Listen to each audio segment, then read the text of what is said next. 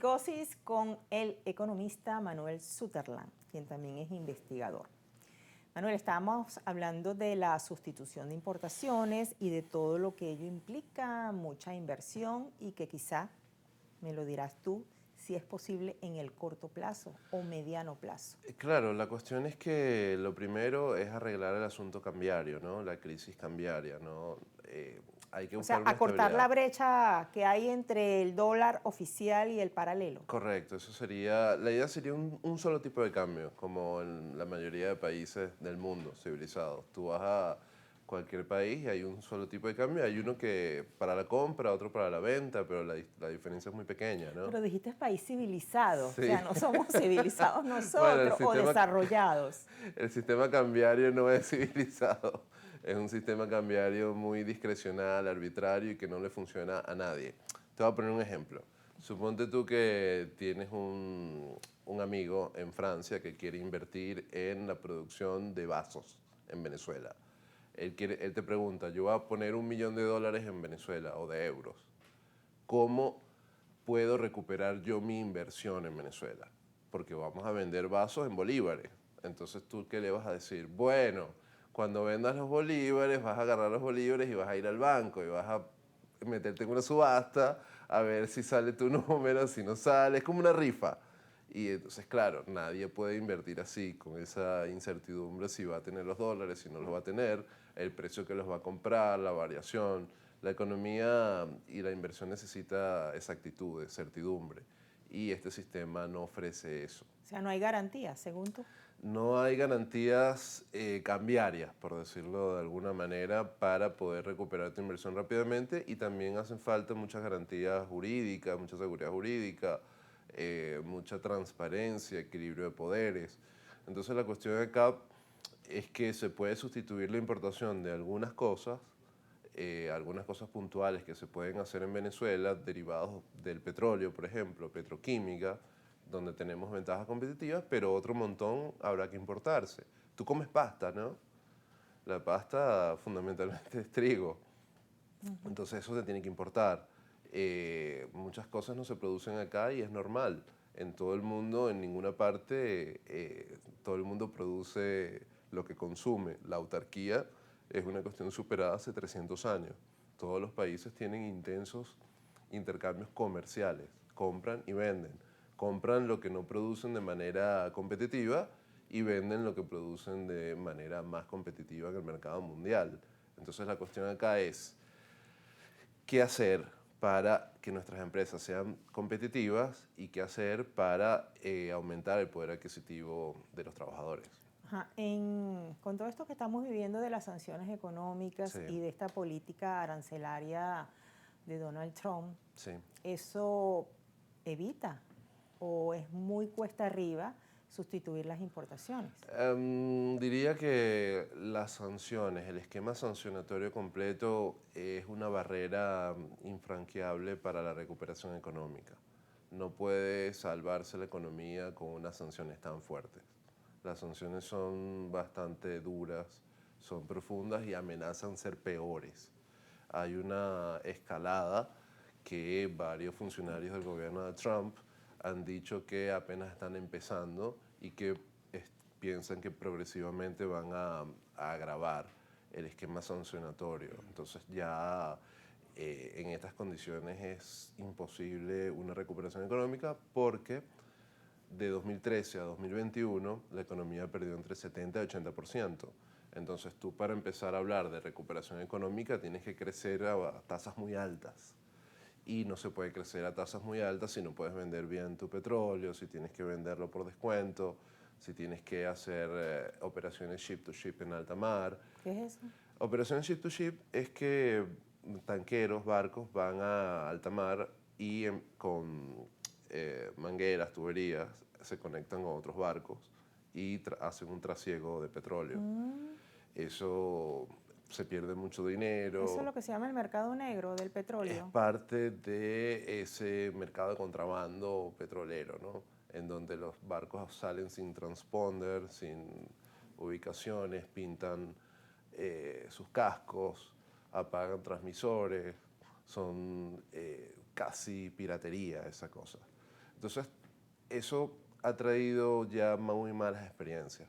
El caso de PDVSA Crypto pasa por el cobro de montones de facturas que no se pudieron cobrar y montones de dinero que se perdieron en la triangulación, porque Venezuela estaba expulsada digamos, del mercado financiero mundial por la cuestión de las sanciones.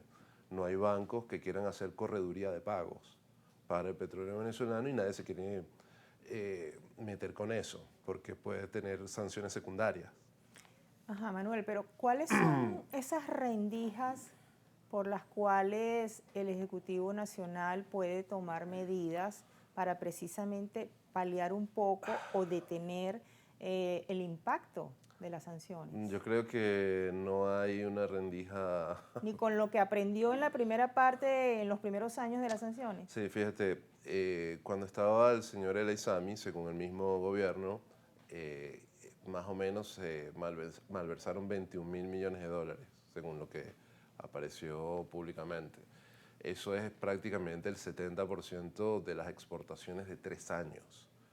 Eso significa que esa gente se apropió del dinero. Una parte sí y otra parte no. Otra parte se quedó en criptomonedas, joint coins, operaciones oscuras y otra parte de facturas que no se cobraron y otra parte de piratería incluso.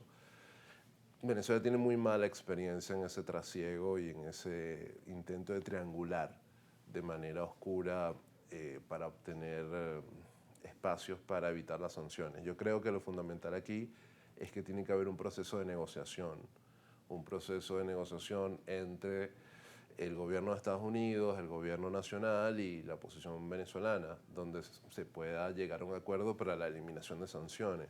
Venezuela tiene una crisis económica muy fuerte, las sanciones agudizan esa crisis y con las sanciones es imposible salir de la crisis. Sí, otro de los puntos de ese decreto de emergencia económica, por cierto, que me decías en la pausa, que la palabra emergencia es como para decirle a la colectividad, cálmate que vamos a hacer algo, Correcto. pero a mí me dicen la palabra emergencia y yo tiemblo.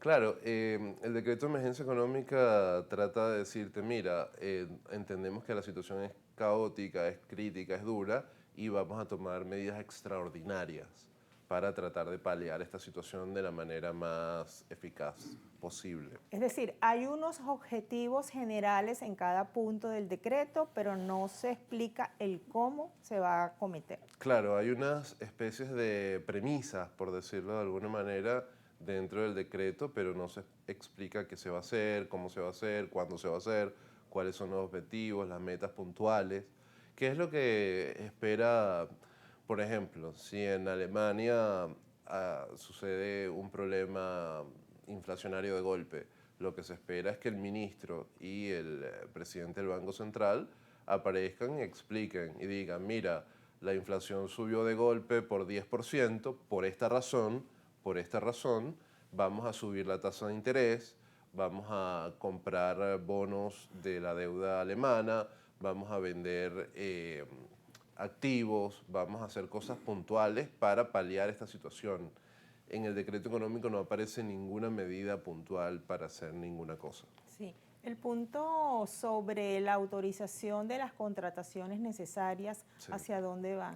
Bueno, fíjate que desde la crisis del 2002 petrolera en Venezuela hay una especie de relajación muy drástica de los procesos licitatorios y de contrataciones, en los cuales muchas o casi todas las empresas y organizaciones del Ejecutivo tienen la potestad de hacer compras sin licitación o a dedo.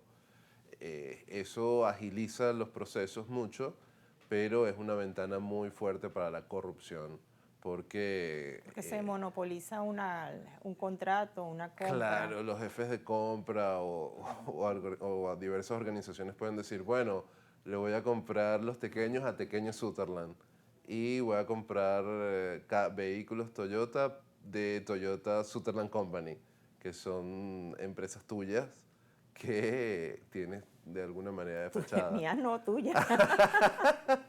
Exacto.